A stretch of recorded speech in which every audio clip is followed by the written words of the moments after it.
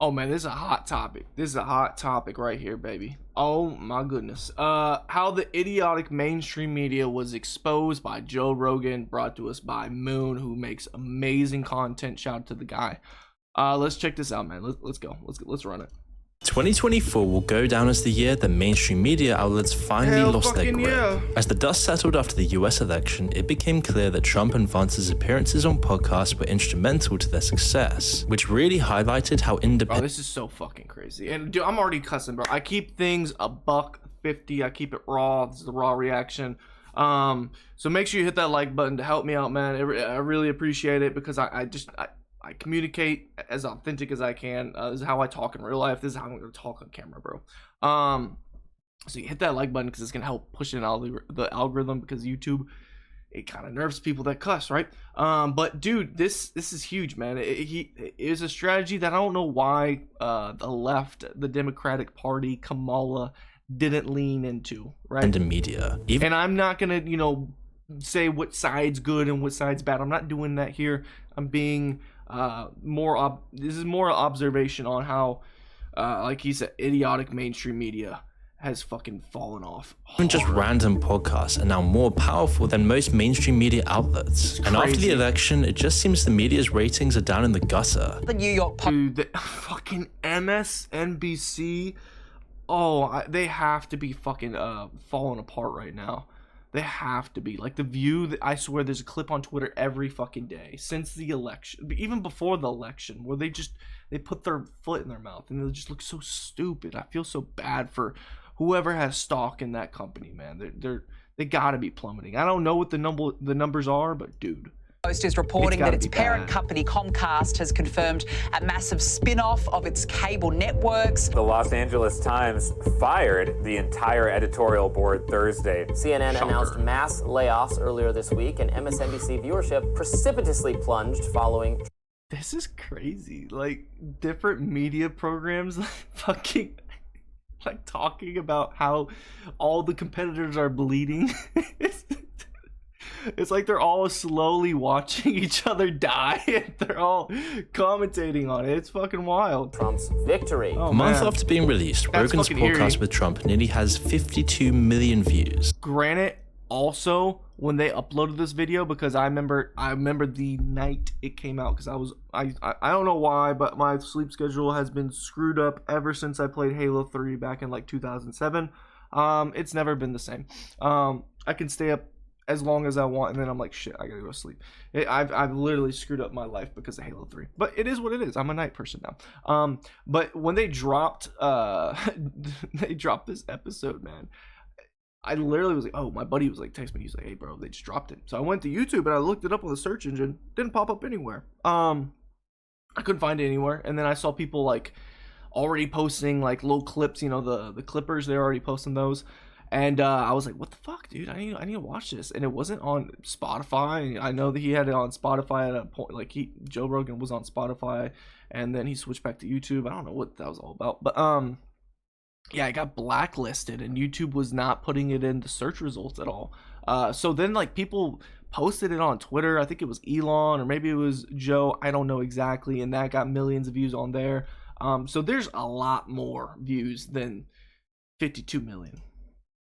In comparison, it's estimated that only around 42 million people tuned in to watch the election live across 18 TV networks. This means that it's pretty likely that more people have heard Rogan's podcast than actually watched the election unfold in real time. So let's they're eating the dogs, they're eating the cats. That was actually, I think Harris popped off then. That's fucking hilarious, man. Now granted, you can't react to Joe Rogan's stream and upload it, right? You can't do that. But you could react to the debate, because there's a lot of streamers on Twitch. I don't know about the other platforms. I don't really use them.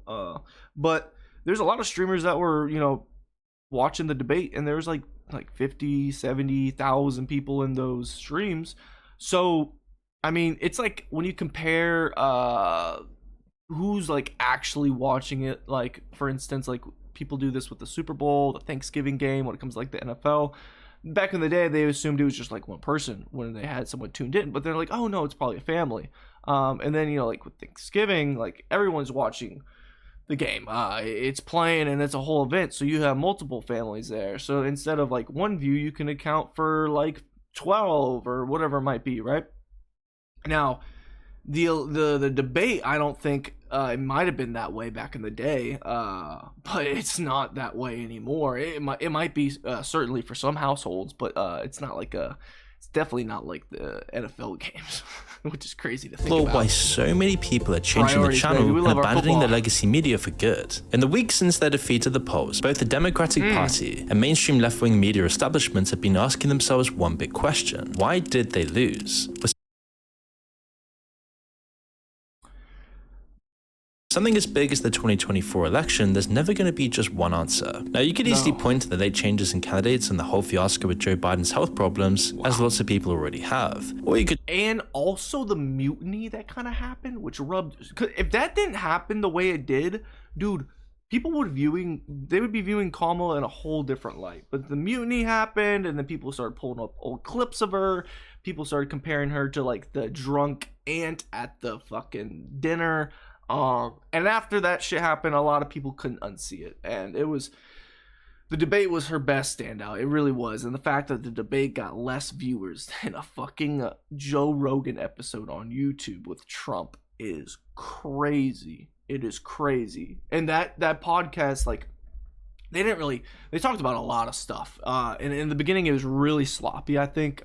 They talked about like Abraham Lincoln's like bedroom for like probably 15 minutes or something. It was really weird. But he did get very like he sat down and it was like you're a fly on the wall, and he seems like a human being because they're just having just a conversation, versus like Shannon Sharp had Kamala on and it was just an hour long and it was like tailored questions. And I love Shannon Sharp. I love football. He's one of the greatest tight ends of all time. His time on Undisputed with Fox was phenomenal. Him just bashing Skip Bayless, like, respectively, was awesome, dude. He blew up like crazy. And, yeah, he's got a great thing going, but his vibe is very corporate when it's compared to, like, Joe Rogan's show. It's because he's a different interviewer type, right? Joe just shoots the shit. And Shannon does the same thing in a way, but it definitely feels more strategic in a way to help out the guests, which is a good thing to do. Actually, thinking about it, they both have a lot of similarities. But with Kamala's interview, it was so tailored. It was weird. And also in the beginning of it, she like toasted everybody, and then she didn't even drink the cognac that Shannon had. It was like weird because, like, you know, if you toast a drink and you don't drink it, it's like kind of wishing bad luck to like whoever you're toasting to, and then she like toasted to the whole nation. It's like, fuck. Talk about their snubbing of Bernie Sanders and their progressive arm of the party. Then there's the fact that Kamala just ran a bad campaign. There's a million reasons, but one key difference in the run-up to the election was what happened with both of the candidates' treatments of podcasts and independent media in general. Oh my god, for whatever reason, I forgot all about. Shout out to the boy with the mullet. Fuck, what's his name again? The Past Weekend or something like that is his podcast. Great show. Sometimes he has some great episodes. But he had Trump on and they were talking about fucking cocaine and shit. Fucking humanized the fuck out of Trump. He's like, oh, what's that white stuff? Oh, what does it do? Is it an upper? Dude's been a fucking businessman his whole life. Like, bro, come on now. I've seen Wolf of Wall Street. I know damn well you know what the fuck cocaine is. Oh, Kamala never appeared on Joe Rogan's podcast or any of the more well-known shows online. He was on Lex Fridman? I didn't know that. Garian, writing for the Associated Press, described the podcast appearances she did as just being cookie cutter, saying, quote, the conversations covered a lot of the same ground as previous interviews, such as Harris's plan for making it more affordable to care for the elderly and her love for Venn diagrams for explaining complicated concepts. You know what's crazy? A lot of young people voted this year. A lot of young men did. In other words, they gave the same impression as the carefully managed statements she made in other interviews with the mainstream media outlets. Most interviewers didn't press her on her claims, and when they did, the producers cut it down to limit the damage. Just like in her severely edited down 20-minute interview on the show 60 Minutes. Trump and Vance, meanwhile, were much more open to unscripted long-form podcasts covering a wide range of topics. In contrast to Kamala, Trump was happy to sit down for the full 3 hours. The fucking Nelk boys. Dude, whoever's doing marketing for Trump, and I know he tweets himself, but like, someone is organizing like what podcasts he goes on. I refuse to believe he listens to all. He might. I don't know. He could surprise me, but I doubt he. Fucking what's his name again? Theo Vaughn. That's what it is. But yeah, I doubt he listens to the Nelk Boys, bro. Come on, what are we doing, dude? Hours with Rogan, and JD Vaughn spent 2 hours talking to Theo Vaughn. The Democrat JD killed with long form with the podcast as well. He killed, because I thought he was just some fucking lame ass dude. He fucking killed his podcasts. Party's reaction to this discrepancy has been to wonder why they couldn't pull the same thing off. In their view, as it has been since the pandemic, Rogan is a Republican plant set on convincing his massive audience to vote for the right wing. And to be fair, there's probably some hint of truth to this. Bro, he used to be a Democrat. Dude's a fucking Bernie supporter, bro. As he did actually endorse Trump in the end. But that was only on the eve of the election after it became clear he wasn't going to get a Kamala interview. In fact, Rogan had actually endorsed Bernie Sanders in previous elections and primaries. But who are you going to vote for in the primary? I think. And who won that election? Oh wait, they had to recount the votes. I think I'll probably vote for Bernie. Interesting. Yeah. Because I think Bernie and Tulsi together would be a devastating combination. Bro. I really do. The Democratic Tulsi's Party used to have his endorsement and his vote, but they lost it when they silenced that section of the party. Of course, through the ideological lens, Rogan is just part of a greater manosphere conspiracy to indoctrinate young men and turn them into fascists. He's evil. For anyone who's seen the podcast, it's kind of a ridiculous take, Evil but it's Baldy. truly a line they're actually pushing. Just listen to this clip of an MSNBC analysis pushing this exact narrative. What the fuck is this? The Hunger Games, bro? But what they have done in their online media ecosystem is build a Is this an actor from Willy Wonka? radicalization engine, literally the way militant groups do around the world, that takes people from relatively Bro, low show his level. face. I swear he's the oompa loompa dee dee dee doo. I gotta something for you. Like, bro, what? Annoyances with the world. Why are eggs so expensive? Why Is his hair like naturally like that? Because it doesn't look natural. It might be the filter. I don't know. I'm not trying to fucking roast the guy. I don't fucking know him. But holy shit, that's weird. is my kid learning this new thing in American history in school that I didn't learn? And then moves them through YouTube videos, through podcasts, moves them from that annoyance all the way slowly to a full-blown fascist politics. It's an elaborate multi-billion-dollar infrastructure. And To be fair, let's be fair. The right does the exact same thing when it comes to transgenderism and in pride and stuff like that. When it comes to teachers and stuff like that. Let's be fucking fair. Does it happen? Probably on both sides. It probably does. But like, let's be fair. This does happen. People do have these talking points on both sides. So there is nothing like it on the pro-democracy side. We don't have when a man is just lost and lonely and not yet radicalized, we don't have the equivalent of Joe Rogan. What's interesting about this take is both the absurdity of I need a Joe Rogan. Oh no. Who would be the Joe Rogan of the Dems? Oh boy. I just don't think anyone could pull it off. Oh Jesus Christ. Probably fucking Hassan. Oh no. He'll probably never be that big, but fuck. He might. Who knows? They don't have any good leaders in that goddamn party these days. It's just it and the jealousy of it. more He doesn't better skip leaders a we beat in have, categorizing the the better left we'll as the be. pro-democracy side, Right, while left, also middle, implying that don't matter. Rogan is a key part of a plan to brainwash the next generation. Politics aside, this extreme rhetoric just makes anyone who listens to a podcast like Joe's realize the mainstream media is grasping at straws. But it's this last line that's the most revealing, where I think it's kind of ironic to compare long format. I'm sorry I'm pausing so much. I just have so much thoughts on this goddamn topic, bro. I really do. It's interesting because that's what they said with short form content. And I see a huge impact on the younger generations when I'm around them, bro. Their social skills are kind of like lackluster.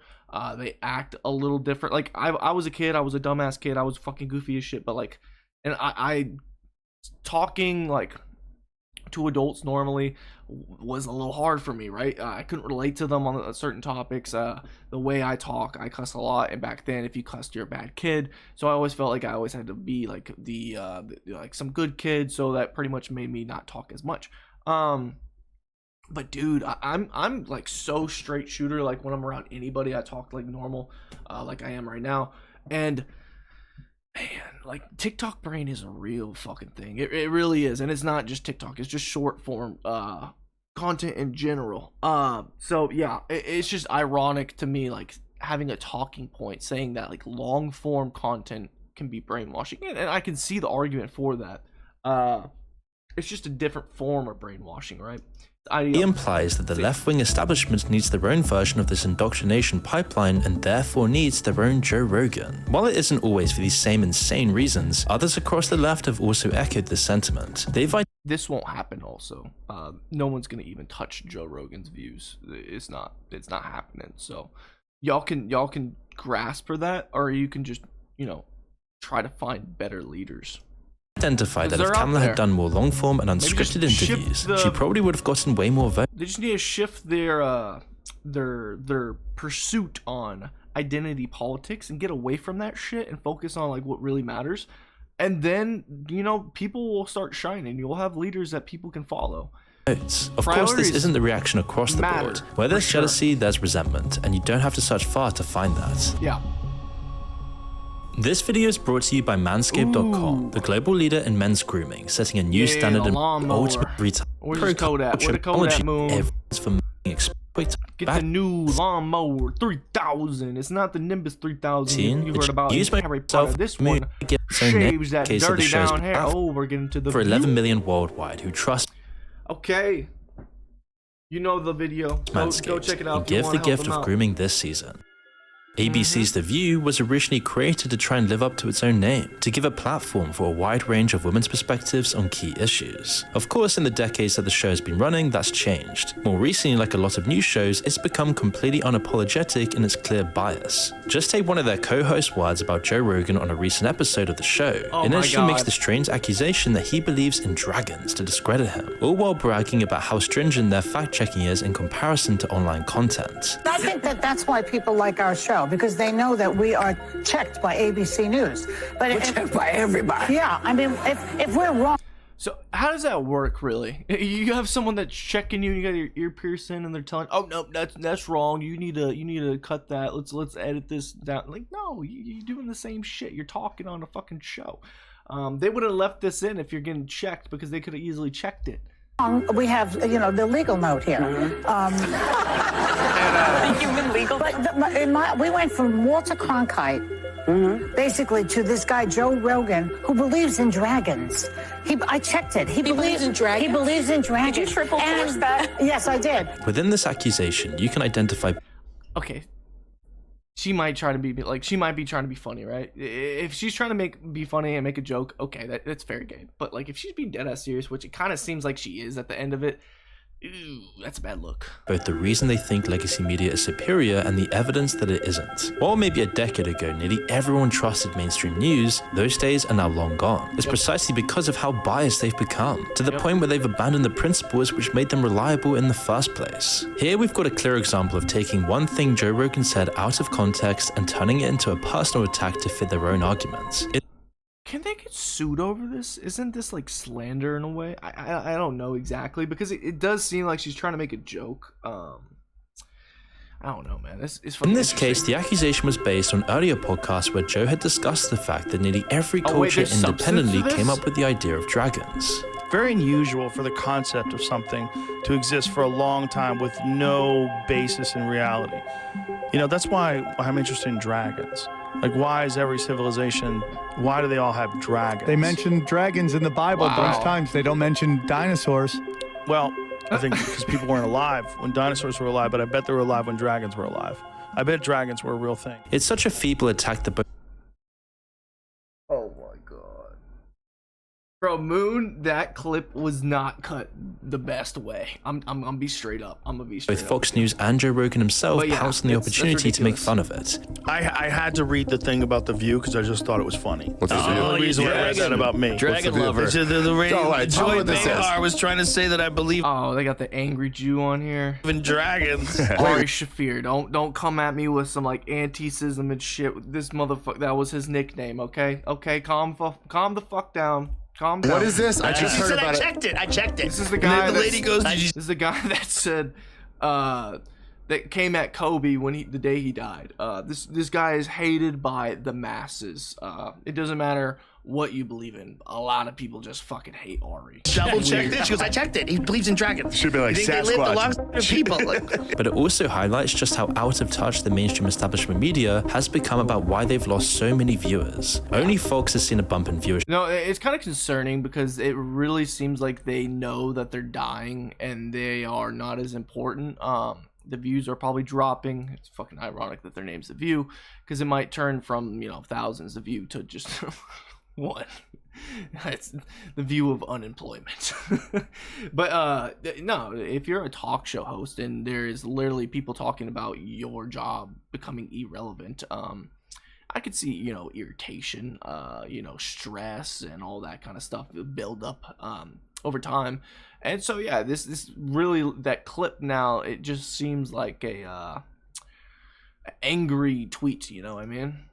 Although they're the exception here. It's likely based on the functional monopoly of mainstream right-wing coverage in the wake of Trump's victory, although they've also been far more willing to work with and pay attention to independent media as well. It's why the company that owns Fox is now putting people like Piers Morgan on YouTube, as they realize that everyone's turning to social media outlets instead of mainstream old networks. And we can see why. For most other networks, it's been a terrible first month. MSNBC in particular are in a tailspin, losing an astonishing 53% of their viewership. And also, fuck, I hate saying this, MSNBC, they were like ensuring like people like Kamala's not gonna lose. Like there was a lot of people that were pushing that stuff on TikTok. Those fucking dudes, I don't fucking know their names. They're irrelevant to me, right? I don't fucking use TikTok to start off with, right? But they like lost so many subs. People that were pushing this agenda that, you know, Kamala had it in the bag, there's nothing to worry about, go and vote, and, you know, all that kind of stuff. Dude, they got hit with a fucking reality check, because you push that shit, you know what's gonna happen? They're gonna fucking unfollow. And a lot of people will, you know, unsubscribe, but eventually they'll, you know, when the election's coming up the next year, maybe they'll subscribe again, but maybe they won't. So yeah, it's a reality check. You sold an audience on something that didn't happen, and now you're shocked that people are mad at you. Like, what? Compared to October, the other networks aren't far off. CNN saw a 22% drop in ratings overall, and a 43% drop during prime time compared to their election coverage. Crazy. It clearly isn't the time for them to put their heads in the sand. So let's analyze just what went wrong and why so much of their audience are tuning out and turning to independent media instead. One benefit with the podcast space and independent journalism in general is the amount of time you have. It's a bonus that pretty much everyone can agree on because it makes a clear difference. Firstly, complicated issues can take a long time to unravel. There just isn't space to properly explore a topic in a 2-minute monologue or a 30-second speech. This is why I push long-form reactions. And hey, if you don't like it, I'm sorry. I'm sorry, but some of y'all might like this, right? A couple of y'all like this stuff. If I just talk about a subject really quickly, like, I get it. It'll get more views. It'll get more playtime, more percentage of watch time, because it's shorter. But that's not what I like to do. I like to have a fucking talk. I like to like have my thoughts like fucking marinate, right? So yeah, I could get clipped out of the context later on if I pop off on a video and someone doesn't like it.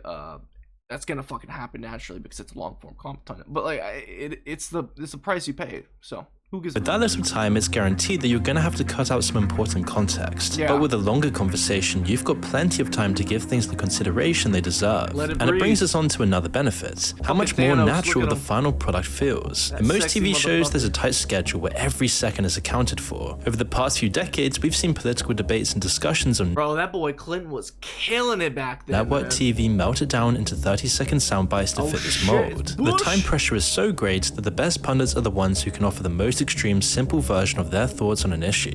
Surface level engagement is king. Any real depth is just out of the question. And the end result is like reading the titles of 30 different books compared to actually just reading one good book. These discussions end up promoting bias because there just isn't room to include more than one viewpoint in your average mainstream political show. When you can find the rare show that does try to do it, the debates are rarely meaningful because there isn't time to really explore two opposing views. That isn't to say that independent media can't be biased either. We're never going to escape that. But in a longer format, there isn't much room to hide, and it gives audiences the time to stop and think about what they're hearing. The lack of invasive editing helps as well. Like all of these benefits, it makes the conversation and the ideas clearer. With mainstream media, you get an incredibly restrictive view of an issue with some parts chopped out because they weren't exciting enough. People have had their words completely warped by editing and audiences get misled all the time. The root of all these benefits is that independent journalists and people who create independent media aren't indebted to outside influences in the same way as the legacy media is. Within the establishment, there's tons of pressures on journalists and pundits that influence what they say. There's the agency they work for with its own idea of what they should be saying. There's often a billionaire owner or a set of shareholders pushing the agency in a certain direction. 100%. This was also brought up. Joe brought it up. I don't know if Moon's gonna put it into the video or not.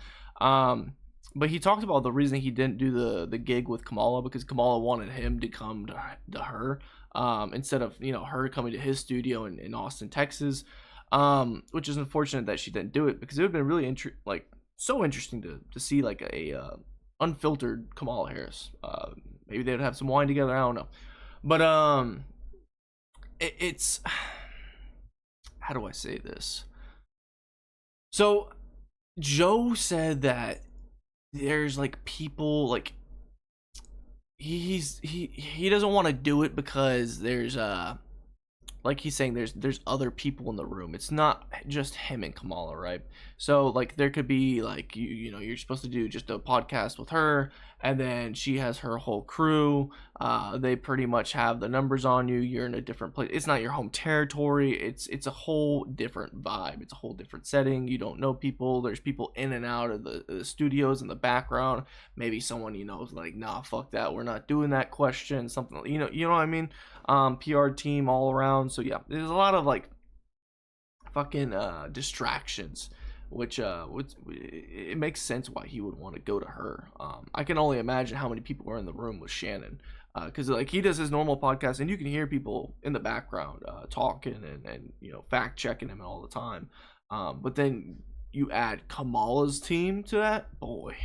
There's even It's a lot of chefs in the kitchen. culture of the workplace and the content that they're already making, which has its own sway. And it's created a world where you get ahead by following the party line, saying what you're meant to say and never rocking the boat. Meanwhile, for independents, it's more like natural selection. People gain and lose popularity and influence based almost purely on whether other people want to give them their time. Both independents and the legacy media are always searching for ratings or views, and this influences both kinds of content. But with legacy media, there are far more infringing influences, and it really restricts the content they make and the things they say. One of the only things the legacy media has been clinging to is their prestige and their reputations. Look at fucking Tuckerson, bro. I swear, Tucker's like, when I would see a Fox clip, it would always be Tuck, bro. It would always be him. And now I don't see fucking Fox clips at all. I don't know anyone that works there. And he's fucking, I'm sure he's killing it right now, being independent. The argument is that because of the establishment surrounding it, legacy media is more trustworthy. They say they have years of reporting the truth under their belt and strong principles of journalistic integrity. Independent media, on the other hand, is therefore much less responsible and rife with misinformation because they don't have that same oversight or reputation to uphold. This is so comparable to just like any like business in general. You have a lot of businesses that are huge businesses in the industry that they're respectfully in, and they have this long length of time they've been established, and they use that to their advantage. It's like, look, we've been established so long, we're reparable. But usually there's a lot of horror stories that happen with those companies, man. And it's a shame. I mean, like, I get it if it's like someone opened a business, the owner's been there, the founder, for like 20 years, and he's still there working there. That's one thing. But when the fuck was Fox invented? When the fuck was CNN invented? When were these news? Like, it's gotta be more than 20 years. The OG isn't around anymore.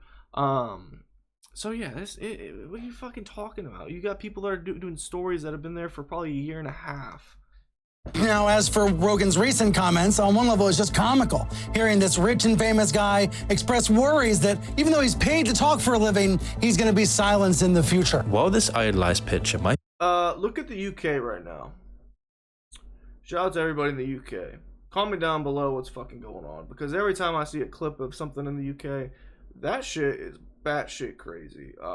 I need to fucking react to a video, but I just don't know. I haven't found one that's fucking just explains the whole fucking thing. So if you got a video that explains what's going on in the UK very well, show that to me, because golly, every time I check up on what's going on, it's a whole new thing, and it's fucking wild. It's the last couple years for y'all has been crazy. Be true for a few organizations, it clearly isn't the case across the board, and it's especially not true for the majority of mainstream networks. They get things wrong all the time. They push misinformation when it suits them, and they warp. Oh, I don't even want to say it. I don't even want to say it. What happened 4 years ago, bro? There's a lot of like, why were these athletes having heart attacks on the field, man? High school students, healthy soccer players, some of the best in shape people, bro, dropping like flies, man. It's crazy, bro. This shit's scary, man. It really is. Their narrative to fit their own agenda. Just take the previous example of how they responded to Joe Rogan, using their own made-up misinformation to create an attack against Joe for allegedly spreading misinformation himself. The hypocrisy is insane, and there's plenty of examples. It is true that some characteristics of independent media make them more vulnerable to making mistakes. If you have a 3-hour conversation with someone about anything, it's pretty likely that you are going to make a mistake at some point. Yeah. Plus, the format itself and the proliferation of independent media means that it's more likely for people to get the truth. Honestly, it wouldn't be entertaining if you didn't make a mistake in that goddamn 3 hours. I'm sorry. That means you're a goddamn robot. And I mean, fuck, Joe Rogan might be a goddamn robot. That motherfucker knows so much shit. But bro, like 3 hours? You're having a conversation about 3 hours, you don't get one thing wrong, and you're talking about fucking edgy ass topics? Boy, that is a fine line to walk for a long time. Long distance. Just think about how historians create a picture of the past. To get the most complete picture of what's going on, they look at a wide range of sources and perspectives from the time. The more they have, the clearer the picture becomes. It doesn't even really make a difference if lots of the sources are biased, as it's the range of perspectives that matters. This is how you gain a clear picture of the world. Today, we're all like historians, creating a picture of the present from a massive variety of fucking beautiful, baby. Different sources. Independent journalism and the internet as a whole has given people free access to so many perspectives on the world. It's opened up more options. In fact, the pressure is now on the consumer to take their information from a wide range of sources, rather than sealing themselves into their own echo chamber. What mainstream media is really mourning is their loss of the monopoly on information. Until fairly recently, they had complete control over the information that people could access about the world outside of their own perspective. He's cooking right now, but there's a huge point where it's like, I just want to say this because I don't want to come off as some like red pill meathead or left lame. I don't know what the saying would be for that, but I love different perspectives on stuff, man. I really do appreciate seeing different perspectives, and I love having conversations with people that disagree with me. It's amazing. It's irritating sometimes, depending on the person, because some people just have to be right, and that's probably the worst person to have a conversation with. But it's still interesting to see how they think and why they think what they do. Like for instance, like when it comes to like political stuff, I always go out of my way to see like the other side. If I see a story and it's like, whoa, what's going on? I always try to watch some other version of that same story on a different side. It's just important to understand different perspectives, right? But yeah, it's the internet's a blessing, man. It really People are is. enjoying this freedom and is abandoning awesome. legacy media in droves. While it can be messy and chaotic, this greater freedom of information is one of the real benefits of our modern world. Independent media has widened people's perspectives, and it terrifies the establishment. The future of media in general is clearly. And this has been happening for fucking years, bro. This isn't just happening. I think this is probably the first election where we can point to data on the graph and be like, look here. This election probably was won because of social media, but there will be a time where elections are probably ran on social media completely. Like people will probably stop like doing ads and shit on TV and stuff and just be doing ads on fucking the internet and doing YouTube. It's interesting how things are evolving, and also like, will one day we have a debate that's not even on TV? It's just like on some social media site or just streamed everywhere. I don't know. It can be at all places it can be, but eventually one day maybe cable's not a thing. Who fucking knows? A much more decentralized network of different perspectives. While it might leave some people and institutions behind, it's already creating a better informed world that can only be a good thing. Yeah, that's a good way to look at it. What is this? 2024 will go. Oh no! Oh, we saw that. 2024 will go. 2024 will go down as one of the craziest years of all. I swear we've been saying that since fucking 2020, man. Shit is fucking crazy nowadays, man. It's wild. Maybe I'm just growing up and I'm opening my eyes to more topics like this. But dude, it's just fucking wild out here, man. Great video by Moon. Definitely deserves a like. 10K ain't shit. This deserves way fucking more likes. He cooked in 14 minutes. Straight up cooked. Let's look at the comment section below briefly, and then I'll do my little outro real quick. So food getting more expensive is a low level inconvenience. Yeah, low level, what are you talking about? That's like the primary focus. Like what's more important, getting money or grocery prices? Well, I would say probably money and then groceries, because I gotta fucking eat, right? But then again, what's money worth if you can't buy food? So yeah, you need fucking food, but you need money in general. So those are the basic needs of everybody. So yeah, did he really just say that? Yeah, what a clown. Being unable to afford to feed your family is not a low-level annoyance. That's fucking wild, bro. The head of Axios losing it over Rogan being more relevant than his failing media company was simply precious. Yeah, dude, this is gonna be interesting, because this is just gonna get worse and worse and worse over time. It's gonna be more prevalent. It'll be interesting because I haven't really paid attention. I'm sure there's been news companies that have been bought out by certain individuals, and I'm sure certain, if you really want to get the root of anything, you just follow the trail of money. But it will be interesting to see what happens in the near future. Cable is interesting because no one uses cable anymore nowadays. I think the closest thing to cable is like YouTube TV, which is wild. YouTube fucking TV.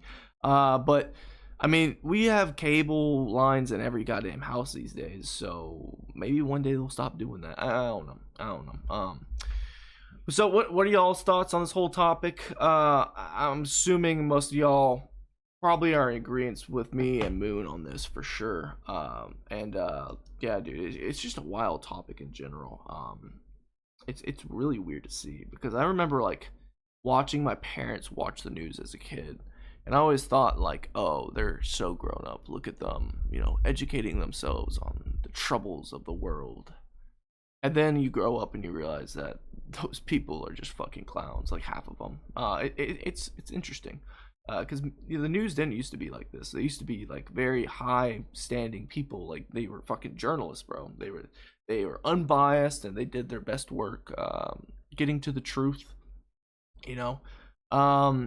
And now with social media, you just don't know what to believe anymore. You go on, like for instance, with election night, I went on MSNBC and I listened to them, and like they made me. I thought Kamala was somehow gonna win the election, because they're like, oh, California, Nevada, all these West Coast states are about to vote, and we're gonna tie things up and we're gonna surpass them. And boy, I was like, what the fuck? That's gonna be a crazy ass comeback. And then I fall asleep and wake up in the morning and Trump won. And I was like, okay, well, they were wrong completely. And they were so like, we got this in the bag. Don't worry, guys. I know it looks bad right now, but trust us, we're going to win type shit. And I was like, all right. And the fact that they're talking like that is so weird too. It's like, you're a journalist. Aren't you supposed to be unbiased? It's just like everybody knows. There's the news for the left. There's the news for the right. Oh, it's why would you want to watch that shit, man? Now it's just getting clowned on. That's the only time I want to watch it, is when someone puts their foot in the mouth. But yeah, that's my thoughts on the topic. My name is Trey Swish. Thank you for watching the Ether. There's probably a couple more videos popping up by my face pretty soon or right now. I would love for you to like this video and help push it out to more people, because I do cuss a lot. And I'm a small creator, so, just a little click, it's easy to do and helps out the channel tremendously, makes my day. And yeah, dude, sub if you vibe with me at all.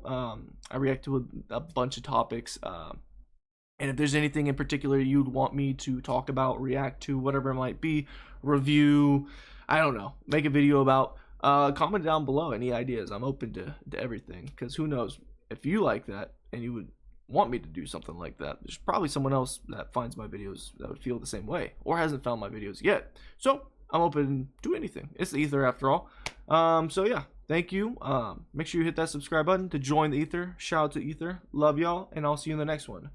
Deuces.